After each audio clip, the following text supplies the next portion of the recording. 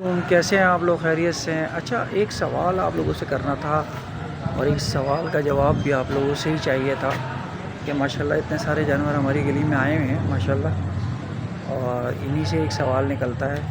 ایک جانور وہ بھی بیٹھا ہوا ہے اور بھی جانور وہاں پہ کھڑے ہوئے ہیں، دیکھیں بہت سارے۔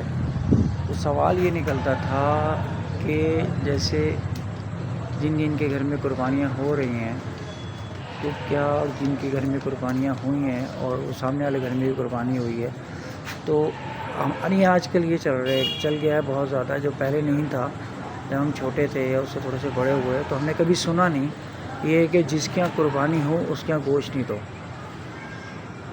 جس کے یہاں قربانی ہو اس کے یہاں گوشت نہیں دو، یعنی جن دو لوگوں کے یہاں قربانی ہوئی ہے وہ آپس میں ایک دوسرے کے یہاں گوشت نہ دیں۔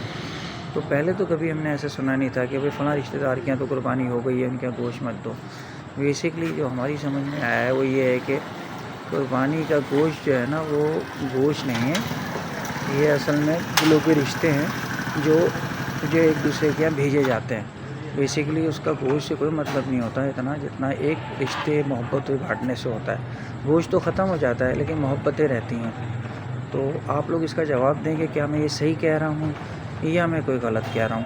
تو ذرا یہ بتائیے گا مجھے، کیونکہ ہم نے کہیں سنا نہیں، کہیں کسی نے ہمیں بتایا نہیں، نہ ہم نے کسی حدیث میں سنا، نہ کسی جگہ سنا کہ جس کے یہاں قربانی ہو اس کے یہاں گوشت نہ دیں، ایسا ہم نے کہیں سنا نہیں۔ جن کے یہاں قربانی ہوتی تھی سب ایک دوسرے کو گوشت دیتے تھے، چاہے قربانی ہو یا نہیں ہو۔ تو ذرا یہ آپ مجھے ذرا بتائیے گا۔ بہت بہت شکریہ، آپ سب کو عید مبارک۔